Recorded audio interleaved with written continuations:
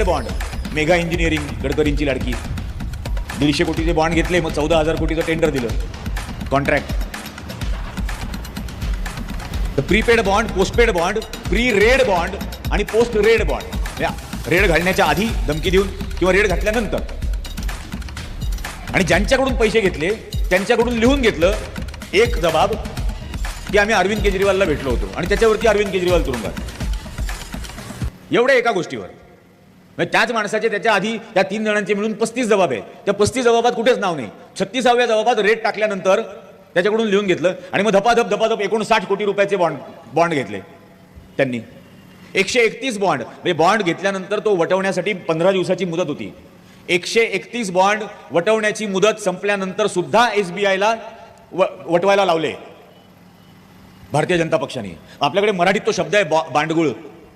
झाडावरती येतं, झाडाला शोषून घेतं. हे आपल्या लोकशाहीवरती आलेलं बॉन्डगुळ आहे. हे लोकशाही शोषून घ्यायला निघालंय. हे आपण होऊ देणार का हे आपण ठरवायचं आहे. ती मतदार यादी बनत असताना हे सगळे अधिकार मिळाले, संविधानाने अधिकार दिले. म्हणून मी शिकलो, म्हणून माझे वडील शिकले. नाही तर इन्कम टॅक्स पेअर नव्हते, प्रॉपर्टी ओनर नव्हते, पदवीधर नव्हते. आणि संघाची शिफारस काय होती मतदार यादी बनत असताना? 25 वर्षाचा पुरुष जो पदवीधर आहे त्यालाच मताचा अधिकार द्यावा. पत्र आहे त्यांचं आर्काइव्ह मध्ये. आता 25 वर्षाचा पुरुष जो पदवीधर आहे, म्हणजे देशाची साक्षरता होती 9%. त्या 9%मध्ये पदवीधर किती होते आणि ते कोण होते? आणि तेवढेच मतदार.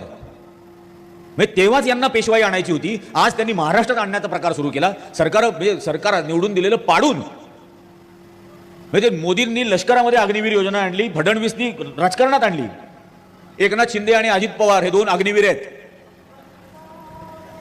2 वर्ष वापरणार, फेकून देणार. मग पेन्शन नाही, ग्रॅच्युइटी नाही, मेडिकल नाही, कॅन्टीन नाही, काहीच नाही. ही त्याच अवस्थेला आणून ठेवलेलं आहे ना. एक भयंकर मुद्दा आज हे सांगण्याचीच गरज आहे. मी पत्रकार म्हणून विधान भवनामध्ये होतो. कोपर्डीची घटना घडलेली होती. पत्रकारांच्या कक्षामध्ये बसलेलो होतो. देवेंद्र फडणवीस आतमध्ये आला आणि त्यांनी भाषण सुरू केलं की कोपर्डीच्या आरोपींना फाशी होणारच. उज्ज्वल निकम यांची स्पेशल पब्लिक प्रॉसिक्युटर म्हणून नेमणूक केली आहे आणि त्यांच्या मार्गदर्शनाखाली तपास चालू आहे. आणि मी एकदम ताडकन उभा राहिलो. तो माझ्या शेजारी यदू जोशी होता, इथला विदर्भातला लोकमतचा. मला म्हणे काय झालं? म्हटलं अरे हा उलटा क्रम सांगतोय ना. म्हटलं यांनी पहिले शिक्षा जाहीर केली, मग प्रॉसिक्युटर कोण असेल सांगितलं, आणि मग जगातलं 8वं आश्चर्य सांगितलं की प्रॉसिक्युशनच्या मार्गदर्शनाखाली तपास चालू आहे. म्हटलं हे तर अजबच आहे. तर म्हणे तुला सवय लागली आमच्याकडे संघाच्या लोकांकडे संशयाने पाहायची. म्हटलं सवय बिवय नाही, माझ्यावर संस्कारच आहेत ते. तुमच्याकडे संशयानेच पाहायचं. आणि मग मी ते शोधायला लागलो. आज हे जाहीररित्या मी अनेक ठिकाणी बोलतोय, आज मुद्दाम हे बोललं पाहिजे. मी जेव्हा मागे लागलो तेव्हा यांनी कोर्टामध्ये हे दिलं होतं, जे चार्जशीट फाईल केलेली होती त्या चार्जशीटमध्ये असं म्हटलं होतं की दुसऱ्या दिवशी नाशिकच्या फॉरेन्सिक टीमनी एव्हिडन्स गोळा केला, ती घटना घडल्याच्या दुसऱ्या दिवशी. म्हणून मी नाशिकच्या फॉरेन्सिक टीमकडे गेलो, त्यांना पत्र दिलं की मला फॉरेन्सिक रिपोर्टची कॉपी द्या. तर ते म्हणे 1 मिनिट थांबा, लगेच उत्तर घेऊन जा म्हणे. त्यांनी लगेच मला उत्तर दिलं की गेल्या 3 महिन्यात आम्ही नाशिकच्या बाहेरच गेलेलो नाही. मग मला एकदम झालं की हा काय प्रकार आहे. मग फॉरेन्सिक रिपोर्ट मिळवायच्या मागे लागलो. झाले 1-1.5 महिना ते शोधण्यामध्ये गेला, ते मिळाला कलिनाचा. फॉरेन्सिक रिपोर्टमध्ये असं स्पष्ट म्हटलेलं आहे, there is no trace of male DNA. कोणत्याही पुरुषाचा DNA त्या मुलीच्या कपड्यांवर, शरीरावर आढळत नाही. आरोपीचा तर सोडूनच द्या, कोणत्याही पुरुषाचा. पेपरमध्ये जे वर्णन वाचलं त्यातलं एकही वर्णन पोस्टमॉर्टम रिपोर्टमध्ये नाही. अमुक जखम, तमुक जखम, खांदा उघडला, हे उघडलं, कुठेही नाही. फॉरेन्सिक रिपोर्ट म्हणतो त्या 3ही आरोपींच्या नखाचा पॅटर्न आणि तिच्या अंगावरचे ओरखडे मॅच होत नाहीत. फॉरेन्सिक रिपोर्ट सांगतो. मग तिकडे गेलो, त्या मुलीच्या घरी गेलो कोपर्डीला. 4 जणांना बरोबर नेलं. ते 4घही क्रांती मोर्चाचं काम करणारे कार्यकर्ते होते. मुद्दाम त्यांना सोबत नेलं. 4घांकडे कॅमेरा दिला आणि म्हटलं आता मला हिचा इंटरव्ह्यू करायचा आहे आणि तुम्ही रेकॉर्डिंग करा. हो म्हणे. मग मी त्यांना विचारायला सुरुवात केली की हा प्रकार कधी घडला. तर म्हणजे संध्याकाळच्या वेळेला झालं. आणि हा स्टेशन डायरीमध्ये आणि मुलीच्या आजोबांचा जो जबाब घेतला त्या जबाबामध्ये असं लिहिलेलं आहे की पप्पू शिंदे माझ्या समोर खाटेवर बसून 2.5 तास दारू पित होता. अचानक बायकांचा कालवा सुरू झाला. त्याला खूप दारू चढली होती. तो उभा राहिला आणि धडपडत त्याच्या घराकडे निघून गेला. त्याचं घर समोरच्या वावरात होतं. एक्झॅक्टली. मग 2.5 तास जर हा त्यांच्या समोर बसून दारू पित होता तर 15 मिनिटापूर्वी घडलेला प्रकार केला कोणी. आणि मग ते बरंच जो आमचा इंटरव्ह्यू झाल्यानंतर एका क्षणाला ती बाई एकदम चपापून गेली आणि ढासळली. आणि मग तिने मला सांगितलं की भाऊ हे तुम्ही हे जे पेपरमध्ये वगैरे आलं ना यातलं काहीच घडलं नाही. हे असं सांगायचं, हे आम्हाला LCBच्या ऑफिसमध्ये बसवून सांगितलं गेलं की हे असं सांगायचं. मग मी पोलीस स्टेशनला गेलो. मी म्हटलं इन्क्वेस्ट पंचनामाची कॉपी द्या, स्टेशन डायरीची कॉपी द्या. ते त्यांनी दिली. इन्क्वेस्ट पंचनामाच्या कॉपीवरती रात्री 2:45 वाजता एकाची बाईची सही होती. म्हटलं हिचा पत्ता द्या. तिने पत्ता दिला. मी त्यांच्या घरी गेलो अहमदनगरला. बाहेरच बोर्ड लावलाय भाजप नगरसेविका. मग आत गेलो. सर प्लीज हसू नका, संताप येणारी गोष्ट ही. आतमध्ये गेलो. मी त्यांना म्हटलं हे रात्री 2:45 वाजता तुम्ही गेला होता का तिथं? तर म्हणे हो. म्हटलं का बरं गेल्या होत्या? म्हणजे माझ्या सासूची पाठ दुखत होती म्हणून गेले होते. म्हटलं पाठदुखीची गोळी आणायला अहमदनगरहून 70 किलोमीटर कर्जतच्या प्राथमिक आरोग्य केंद्रात तुम्ही गेलात? तर म्हणे नाही, आमच्या जिल्हाध्यक्षांनी सांगितलं की तिकडे जा, तिकडे एक पंचनामा होणार आहे. म्हटलं जिल्हाध्यक्षाला काय माहिती? ही घटना पेपरला 3ऱ्या दिवशी आली. तर म्हणे नाही, ते मुलीचे आजोबा आमचे उमेदवार होते म्हणे पंचायत समितीचे, आणि ती बाई कोर्टामध्ये आलीच नाही साक्षीला शेवटपर्यंत. आणि ही व्यवस्था अशी की त्या तिघांना फाशीची शिक्षा सुनावून मोकळे. फाशीची शिक्षा या देशात कशी सुनावली गेली? न्यायालयाच्या बाहेर लाऊडस्पीकर लावून. न्यायालयाच्या बाहेर लाऊडस्पीकर लावून. न्यायालय का सिनेमा चालू आहे?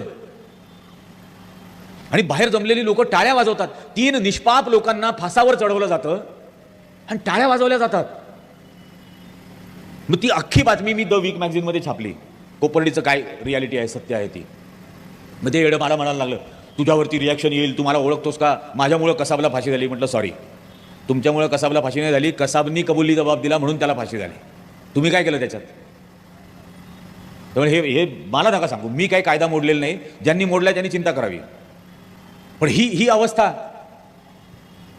आणि हे आपल्याला न्यायाची भाषा देणार आहेत? हे तुम्हाला मला न्याय देणार आहेत? एका न्यायाधीशाचा खून होतो, मारून टाकलं जातं. त्याला मारून टाकल्यानंतर 30व्या दिवशी हा अमित शहा तडीपार याची सुटका होते त्या खटल्यामधून. न्यायाधीशाचा खून ही अत्यंत गंभीर गोष्ट. काय? कारण मग या देशातल्या गरिबांनी न्याय कोणाकडे मागायचा? जर न्यायाधीश घाबरणार असतील तर, जर न्याय व्यवस्था घाबरणार असेल तर गरिबांनी जायचं कोणाकडे आहे?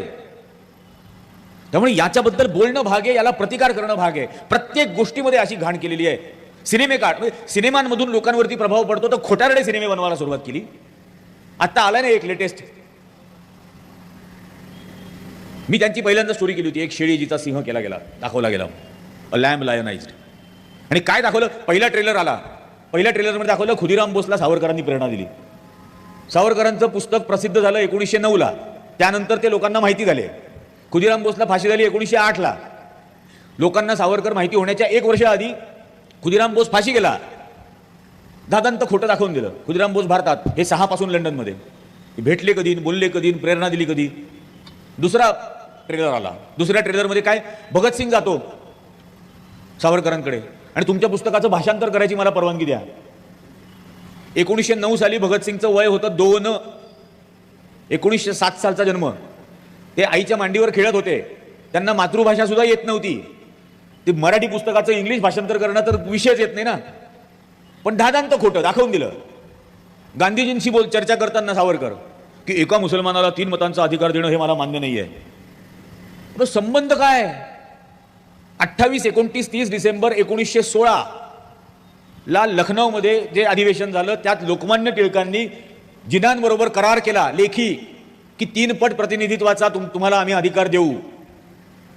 याच्याशी गांधीजींचा काहीही संबंध नाही.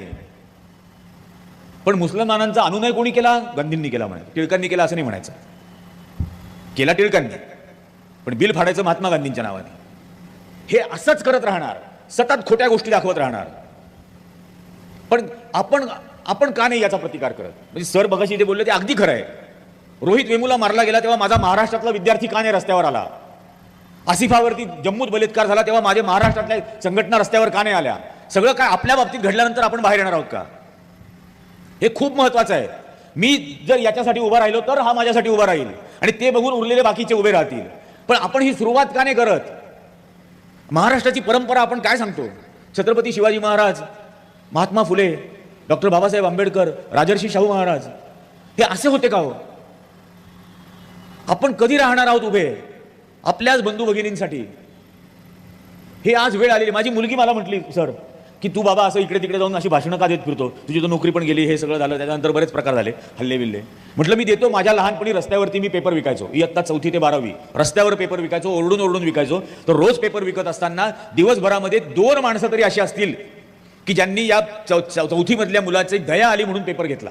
त्यांना वाचायला हवाच होता अशातला भाग नाही, पण दया आली असेल की हा लहान पोरगा उन्हा पावसाचं इकडे तिकडे धावून धावून पेपर ओरडून विकतोय, दया आली. अशी रोजची 2 माणसं जरी धरली, त्या 2 माणसांचं नाव, जात, धर्म, पंथ, शिक्षण, श्रीमंती मला माहीत नाही, पण त्यांचं मी देणं लागतो. आणि त्यांचं मी देणं लागतो ते असंच मी फेडू शकतो. ही जी करुणा आहे ही आपल्यात यायलाच हवी. पुन्हा निष्ठूर व्हायला लागलोय आपण. प्लीज स्वतःला हलवा. हे योग्य नाही. एका तिसऱ्या माणसाच्या, अनोळखी माणसाच्या दुःखासाठी माझ्या डोळ्यात पाणी आलंच पाहिजे. आणि पुरुषाच्या डोळ्यात पाणी येणं ही अभिमानाची गोष्ट आहे, हा दुर्बलता नाही. हे आलंच पाहिजे. तरच मी कोणासाठी तरी भांडेन, तर मी कोणासाठी तरी लढेन, तर ही भावना आपण एक ज्योत से ज्योत जलाते चलो हे होऊ शकेल. आज या सर्व गोष्टींना हरताळ फासण्याची वेळ भाजपने आणून ठेवलेली आहे. उघडपणाने भाषण करायला लागले. तो अनंतकुमार पहिल्यांदा हेगडे बोलला बंगलोरला की 400 आल्यानंतर आम्ही संविधान बदलून टाकू. मग दत्तात्रय होसबळे बोलले आणि आता महादेव जानकर बोलला. महादेव जानकर तो बोलला की संविधान बदलू. विचार करा कुठपर्यंत आलं हे. आणि याचं कारण हे आहे की या गेल्या वेळच्या निवडणुकांमध्ये 37% मतं भाजपला मिळाली. आता उरलेली 60% मतं एकत्र येत आहेत. हे पाहिल्यानंतर हे घाबरले आणि म्हणून याला अटक कर, त्याला अटक कर, याचं बँक अकाउंट फ्रीज कर, त्याचा अमुक कर, त्याच्याकडे रेड कर, हा प्रकार सगळा सुरू केला. नाही तर ऊर छाती वाढवून सांगत होता ना संसदेत, एक अकेला सप्पे भारी. मग एक अकेला सप्पे भारी तर नवनीत राहण्यापर्यंत यायला लागला तुला तडजोड करत. अबे काय इतकी तडजोड. ते बिनबुडाचं गाडगं मुंबईत आमच्या, ते प्रत्येक निवडणुकीत वेगळ्या पक्षाकडून प्रचार करतो. 14ला वेगळा प्रचार, 19ला वेगळा प्रचार, तो लावरे व्हिडिओ वगैरे, आणि आता पुन्हा वेगळा प्रचार. पण करवत नाही. प्रबोधनकारांनी काय केलं असतं जर ते आज असते तर. पण अशा पद्धतीने संविधान देशाचं बदलायचं आणि फार आर्यावर्त वगैरे नाव पण ठरवलंय त्यांनी. आर्यावर्त नाव द्यायचं. या लेवलला आपण जाणार आहोत का? आणि हे जाऊ द्यायचं आहे का? याचा प्रतिकारच व्हायला हवा. सगळं ईव्हीएमचं मॅनिप्युलेशन करून सुद्धा यांना 33% मतं मिळाली आणि 67 एकत्र आल्यामुळे त्यांची घाबरली की आता ईव्हीएमचं मॅनिप्युलेशन सुद्धा पराभूत होईल जर लोक एकत्र आली तर. आणि ते वाक्य आहे ना, अब अंधेरा जीत लेंगे लोग मेरे गांव के, ले मशाले चल पड़े है लोग मेरे गांव के, अब अंधेरा जीत लेंगे लोग मेरे गांव के. आज तेच भावना मनात ठेवली पाहिजे. त्या एकाच गोष्टीने हे ज्या थराला राजकारण नेऊन ठेवलंय आम्हाला मंजूर नाही. ही या देशाच्या नेतृत्वाची परंपरा नाही. हा आमचा वारसा नाही. अन्यायाच्या विरोधात उभं राहणं, लढणं, वेळप्रसंगी प्राण देणं हेही करायला आम्ही तयार आहोत. बिलकुल यात काही तडजोड नाही. मला म्हणते तुला अटक करून जेलमध्ये टाकतील. म्हटलं येडेच आहेत. माझ्या जाहीर कार्यक्रमाने किती लोक असतात? 400-500. विद्रोही साहित्य संमेलन असेल तर 2000-3000. तुरुंगात टाकलं तर सकाळी 3000 कैद्यांची सभा, संध्याकाळी 3000 कैद्यांची सभा. 15 दिवसात जेलचा अख्खा स्टाफ सरकारच्या विरोधात करून टाकेन. अवघड जागीचं दुखणं बनवून बसेन. असल्या धमक्यातून घाबरणार नाही. पण हा अशा पद्धतीचा प्रतिकार करायला जर आपण तयार झालो तरच आपण या देशाची लोकशाही वाचवू शकू, तरच या देशाचं संविधान वाचवू शकू, तरच या देशाच्या शेवटच्या माणसाला न्याय देऊ शकू. आणि ते देण्यासाठी आपण कटिबद्ध राहिलं पाहिजे. आपण बोललं पाहिजे. सर्वात महत्त्वाचं बोललं पाहिजे. लोकांना बोलतं केलं पाहिजे. आदमी मरने के बाद कुछ नहीं सोचता, आदमी मरने के बाद कुछ नहीं बोलता, कुछ नहीं सोचने पर या कुछ नहीं बोलने पर आदमी मरी जाता है. असं व्हायचंय का? आणि हे व्हायचं नसेल, आणि हे जे मगाशी मी म्हटलं की आम्ही भारताचे लोक यांनी मला जे दिलंय, आणि माझ्या आत्ताच्या काळामधल्या सगळ्या कार्यक्रमांमध्ये मी ही गोष्ट करतो. मला एका डायबिटीसच्या पुस्तकाच्या, माझे मित्र आहेत डॉक्टर, त्यांनी डायबिटीसचं पुस्तक काढलं. मला त्या प्रकाशनाच्या कार्यक्रमाला बोलवलं. त्यांनी आपलं पत्रकार आहे, लेखक आहे वगैरे असं म्हणून. मी 1 मिनिट डायबिटीस, 49 मिनिटं मोदी, RSS, भाजप, आणि परत 1 मिनिटं डायबिटीस, असंच मी बोललो. ते सगळे हसायला लागले. म्हणे असं काय? म्हटलं डायबिटीसपेक्षा कॅन्सर घातक आहे, त्यामुळे कॅन्सरवर जास्त वेळ बोलणं गरजेचं आहे. तर ते मी केलं. आणि बाकीच्या कार्यक्रमांमध्ये जे करतो ते मी आता तुम्हाला पुन्हा विनंती करतो, कारण आता अर्धा पाऊण तास, 1 तास जवळजवळ झाला असेल मी उभं राहून इथं बोलतोय. तुम्ही सगळे मस्त बसलाय. ते 1 मिनिट उभे राहा. 1 मिनिट सर्वजण उभे राहा, हात वर करा आणि मी म्हणतो ते प्लीज रिपीट करा. आम्ही भारताचे लोक, लोकशाही हा धर्म आणि संविधान हा धर्मग्रंथ मानून अशी शपथ घेतो की संविधान आणि लोकशाही संपवू पाहणाऱ्या भारतीय जनता पक्षाचा या आणि येणाऱ्या प्रत्येक निवडणुकीत संपूर्ण पराभव करू. जय हिंद, जय भीम, जय महाराष्ट्र. जय हिंद, जय भीम, जय